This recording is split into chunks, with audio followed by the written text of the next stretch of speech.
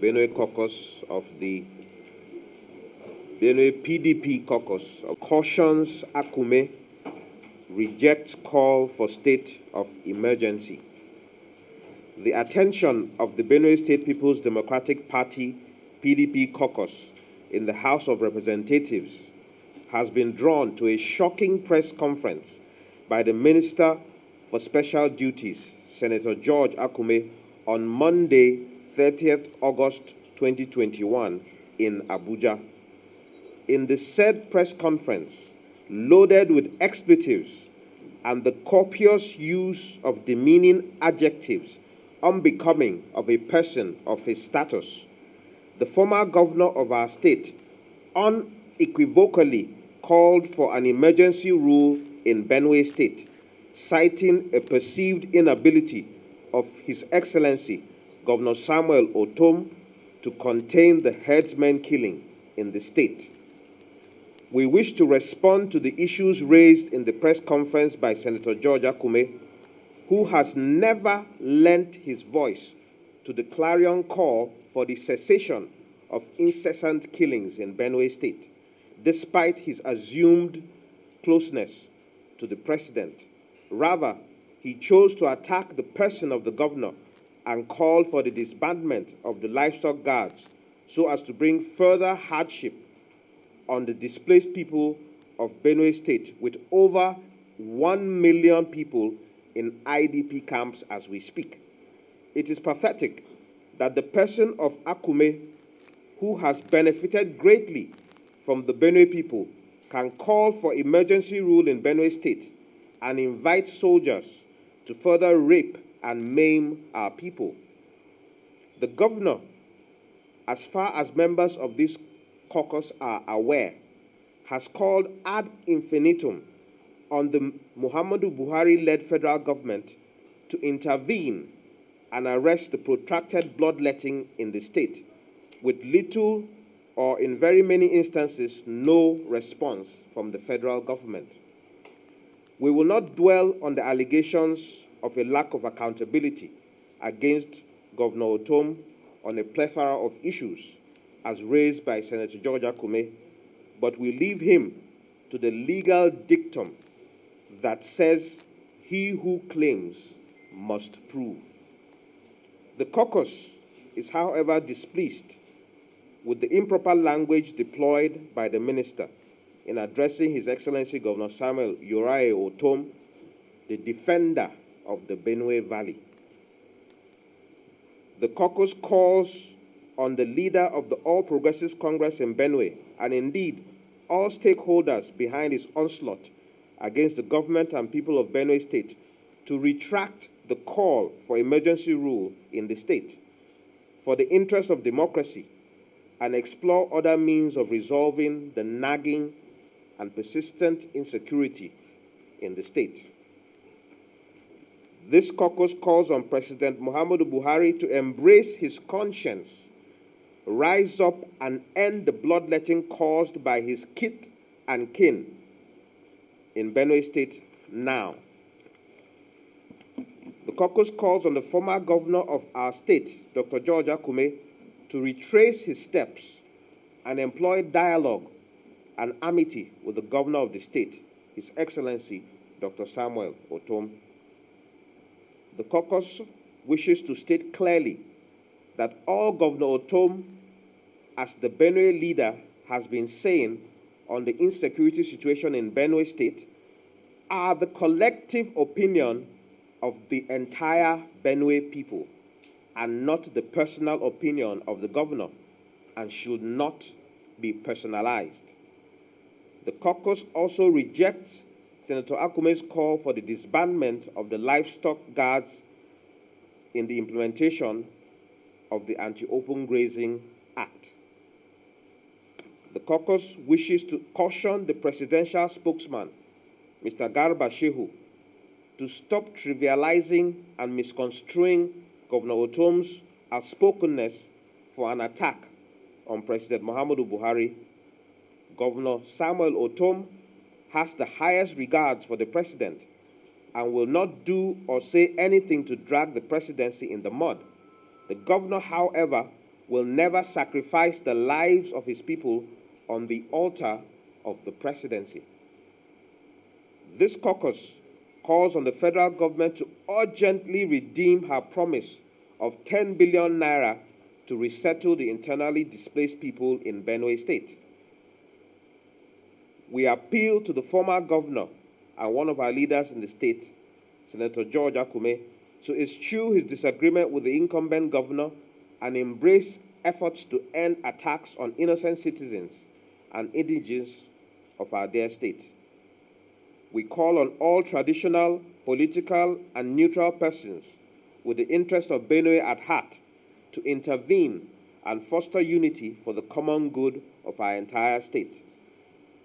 We also call on the leadership of the National Assembly to intervene and nip promptly in the bud the calls for the breach of democratic structure in Benue through the instrument of a disruptive emergency rule.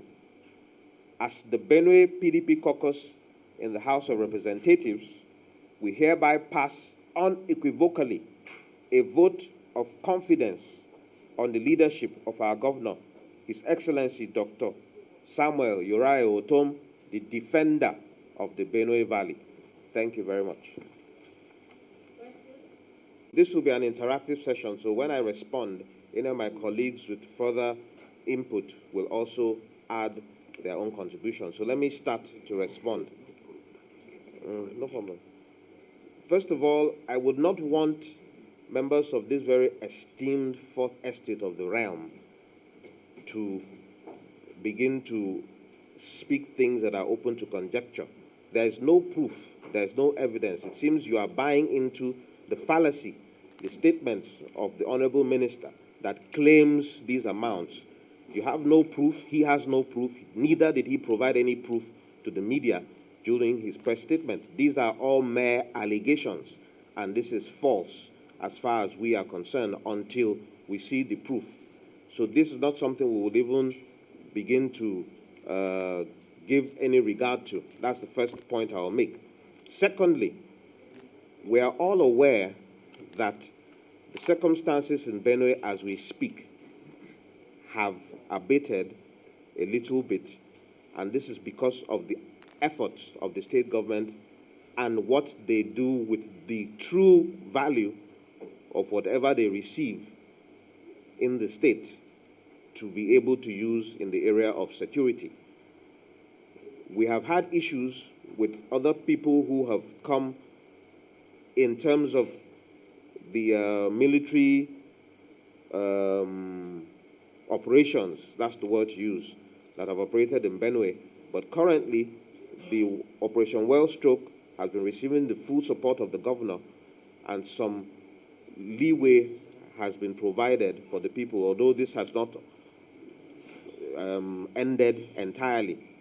We also want to point out that the governor has spoken severally in the public domain about the constraints, and everybody knows, people in the media know what allocation the state gets, what the wage bill is, the recurrent expenditure of the state. These are things he has also tried to address and deal with in the state. So fundamentally, those statements you made are allegations. They are not proven. It's on record that the circumstances in the state have improved greatly based on the intervention also of the state. And remember, our Constitution gives control to the security forces, to the center. So the supposition that the state governor is the chief security officer, yes, even though indicated in the Constitution, makes them weak because they do not have control, which is why there is a clarion call over the world, all over the country for state police. If Governor Samuel Ortom was in charge of state police or the security apparatus in the state directly, then you should have been holding him accountable. It is Mr. President who has that fundamental responsibility, who has failed the people of Benue State. Yeah, okay, let me just shed a brief light on what my colleague said. Benue, even before the outbreak of the Fulani militia-induced carnage in Benue, You know very clearly, both of us practice in Benue, that even the so-called security vote that had accrued to governors when we were there was not even enough when there was no serious insecurity the type we have today. And now, under the leadership of Ortom, we've had a lot of challenges. And I'm telling you, assuming the figure you read that was correct is not enough, assuming it is true. Because I know very clearly, I've participated in all the security meetings, especially in Zone C. I know very clearly that the Operation Wide Stroke, right now in Zone C, is headquartered in my local government. I know what we are doing there. And the governor is overstretched. The government is overstretched. In fact, the entire state is overwhelmed. In any case, what we expect the minister to do for us, as somebody who professes to be close to the president, is to ensure that the 10 billion naira is released. That 10 billion naira that the federal government promised us through the vice president is released. Since 2016, we've moved motions upon motions upon motions on the floor of the House of Reps, and nothing has happened. Must we wait until everybody is killed, you and I? Must we have attacks before we know very clearly that the federal government has failed us? I personally nicknamed Governor Tom as the defender of the Benue Valley. Then he was still in APC, and I knew why. Because for a governor under a very serious threat to stand up to be counted for his people, that alone calls for a lot of commendation. When he came up with the anti-grazing law, many of you chastised him. You insulted him. You called him names. But today, what happened? All the states of the Federation, almost all, have copied from Benue. And they now have anti-grazing law. The reason is very simple. It's like what Mahatma Gandhi said. Once you come up with a proposal for a change, they chastise you, they condemn you, and then later they accept. Let's look for how we will push for the presidency to do the needful in Benue. Because as it is today, Benue is overwhelmed. The governor cannot do more than what he's doing. The salary wage bill is bloated. And in fact, the allocation to Benue is not even enough to even pay salary. That's the truth of the matter. And so I want us to look at this matter from a very, very, very, very objective point of view. Not to look at the president. Okay, what do you expect a governor to do? You want the governor to be clapping hands for the killers? As I speak before you, my colleagues are aware, and you saw me move the motion on the floor of the House. In one fell swoop, 130 Izzy people in my district were killed by these killer men. And how do they go about it? They do that very seamlessly because the security apparatus collude with them, give them protection. They come and do. Can Ortom stop them? Ortom cannot stop them. So let's look for how to encourage the governor to do the correct thing. Thank God you are from Benue State. If the state is not safe for our brothers and sisters who are there, it's not also safe for you because once in a while you go there. So let's not trivialize the call on the president by the governor. Let's not make it look as if they are fighting each other or maybe ego trip. It's not partisan matter. It's about the issue. It's about life and death. Our people are tired, and our people have always stood by the governor.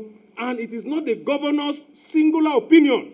What is happening in Benue, all the things the governor, before the governor comes to address the press, he calls all stakeholders, the critical stakeholders. We meet together, make inputs, and he comes around to do it. As I speak to you, my brother who trained me in school, if not for the intervention of God, by now, we would have forgotten about him. He was also shot by the same people. Must you wait until your brother, your sister is shot or killed before you know that we are already losing the country? The whole country is being kidnapped. From the local government account. That is not very correct. And I want to tell you categorically, I represent the governor and I know what we are going through. I have 21 council wards in my federal constituency, but as we speak, 9 are not accessible. That is to tell you that half of my federal constituency is not accessible. And that is the state capital. The humanitarian situation, over 1 million people, a population of just about 4 million. You have about 1.5 million in IDPs. Across the state. A man who wakes up a day and does not know the source of his food, where to lay his head. What is 800 million to such a population in a month? Assuming that is true. The crisis we have on our hands is to make sure the federal government and every well-meaning son and daughter of Benue put hands together to solve the issue, not to pull down the government. This is beyond politics. When these people come, they don't ask whether you are APC or PDP. They get the shot out of you. As we speak, there is no day people are running. Women, children, the aged. And this is becoming, it's not something to trivialize with politics. So when you look at what is going to the governor, also look at the humanitarian crisis in the state and ask you, how much is the federal government giving to the state to cater for the displaced persons? I don't think you have an answer to that. How much the federal government is sending to Benue State? There is nothing in that direction. Rather, the state is being strained with a meager IGR and what comes from the federation to cater for these people, which is not even enough. Thank you. First of all, start with the last statement you made. A few days ago, the governor, in his usual manner, being all-encompassing in his approach, called a stakeholders meeting of everybody across party lines, and he does that severally, more than once in a month and several times in a year. So this is something that the Nigerian public and the media needs to be aware of. At those stakeholders meetings, he puts before the Benue people the issues at hand in terms of finance, in terms of insecurity, and developmental projects as well. Even the issue of the privatization, you can see, was something that was assented to by the general stakeholders in the state. It was not just the governor's position. And this is the manner in which he has been governing the state. That's the first point in that regard. Then with regards to the issue of what the National Assembly is doing, right now, before the House Committee on Public Petitions, is a petition that all of you are aware of that was submitted by our compatriots in diaspora about this same issue of IDPs we're talking about. And very soon, the hearings will begin in that regard so that you and all Nigerians will begin to see the actual condition these IDPs are, begin to realize the number of people that are displaced and whose futures, people are born, children have been born in IDP camps. They do not know the four walls of a classroom because they were born in an IDP camp and that is where they have been living. You can imagine the mental and psychological trauma such children are going through, but this is what people in Benue are experiencing. It is mind-boggling that this same federal government, and you start to wonder why the governor will not speak against the ineptitude of this government. This same government has approved over 6 billion for herdsmen, for cattle rearing in Katsina State. Are you aware of that? Ranching. For ranching. While they promised 10 billion for the resettlement of human beings, of citizens of this nation, several years ago and have been unable to meet their promise. This is the same government that is building a railway to Niger Republic. We seem to have money to do all those things, but we do not have money to resettle the IDPs in Benue and other places in the country after making a pledge in that regard. So how can we take this government seriously?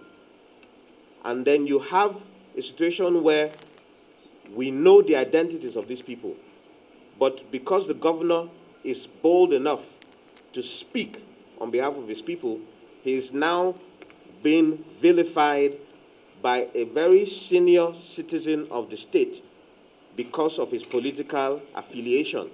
It is unfortunate.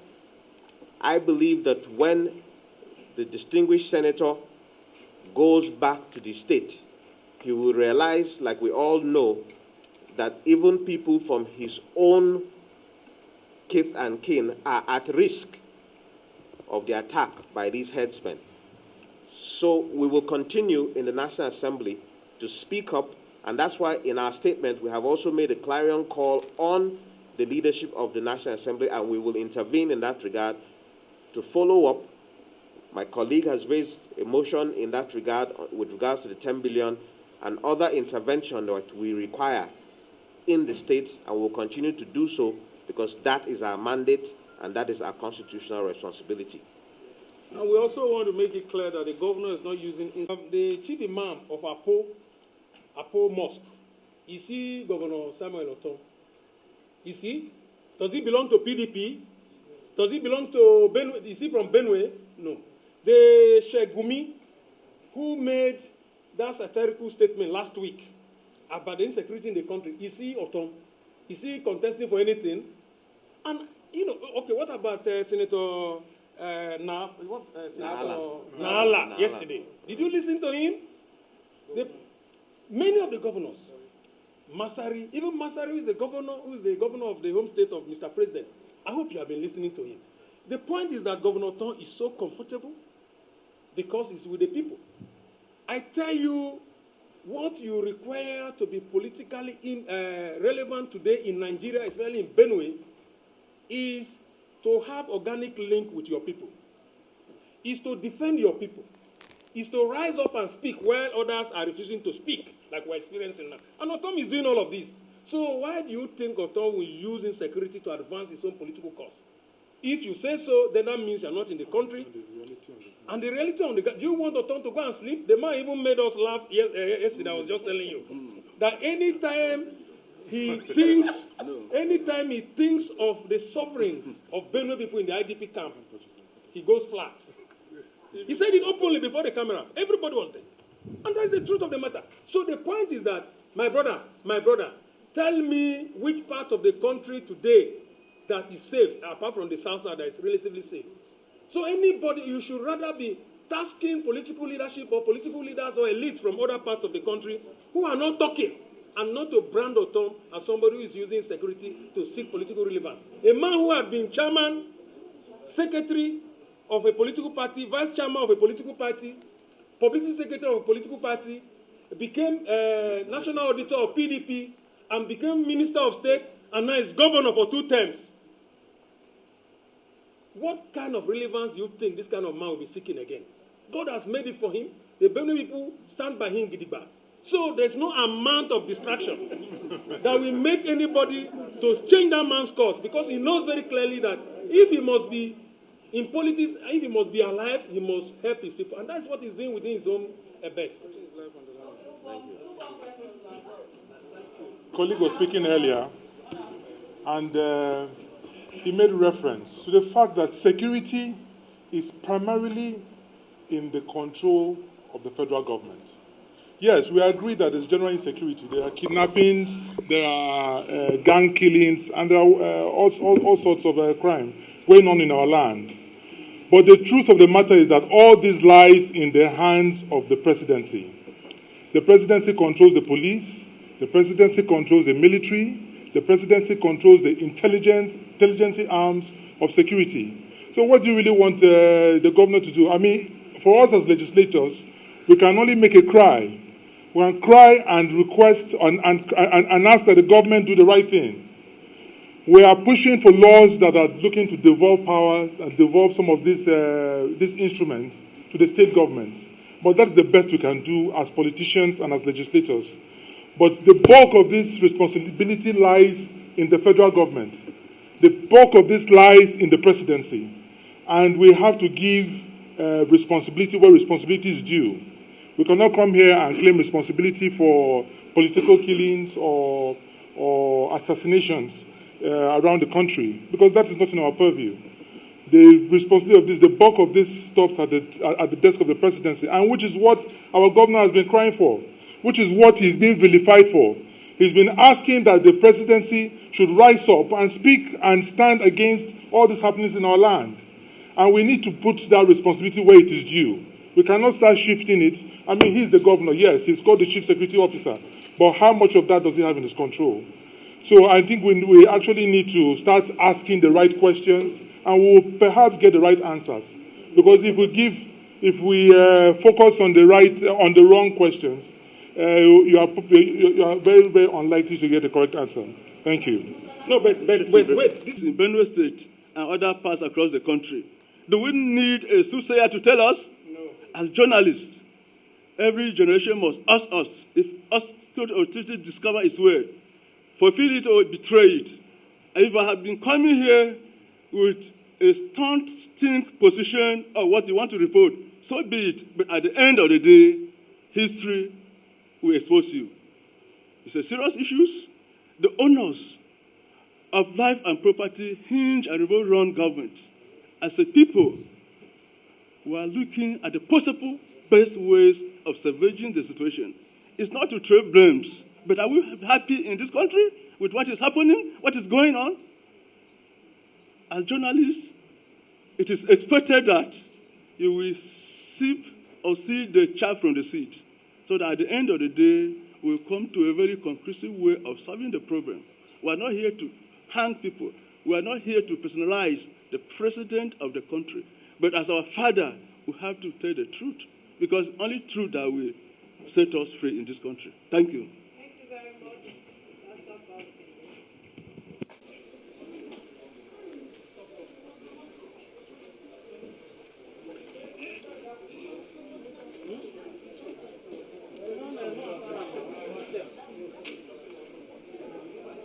Thanks for checking out SYMFONI on YouTube. Please be sure to subscribe and like our videos for updates.